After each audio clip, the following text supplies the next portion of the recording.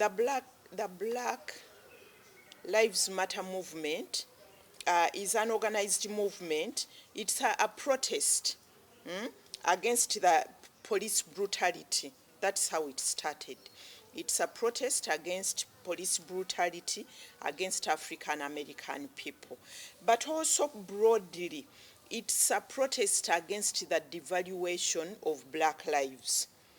And also it's a protest against institutionalized racism. Not just in America, but as you have heard, it has spread everywhere in other developed countries.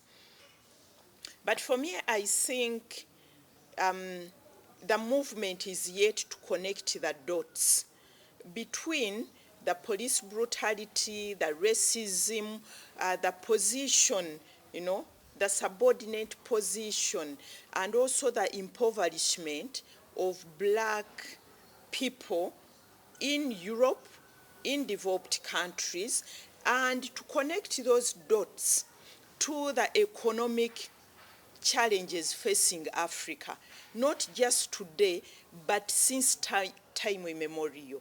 Let me explain this. When you look at the continent of Africa, Africa has been an exporter of raw commodities, including its own people, as slaves. And that's how our black brothers went to America, That's how they ended in America, in Europe, in Canada, That's how our brothers and sisters ended there. And that relationship has persisted. Africa is even today exporting its people, its children to Asia, to Arab countries to work, almost like slaves. So it really little has changed, So if the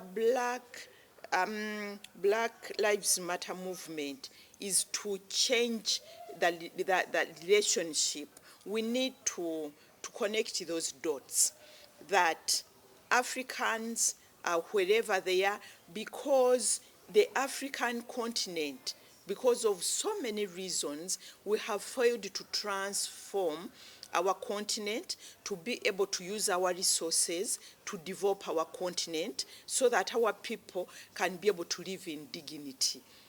So if the movement can't connect that, then the relationship won't change, and Africans will continue being taken or going voluntarily to developed countries or to other developing countries as slaves. So in order to dismantle, so maybe I would like to call upon the movement, the Black Lives Matter movement, to be able to connect those dots, to be able to have a say when it comes to issues around economic justice, issues around global governance, especially around the trade relationships, those unfair trade relationships between Africa and Europe and the US. For me, I think if the movement does that, maybe things can be able to change in future.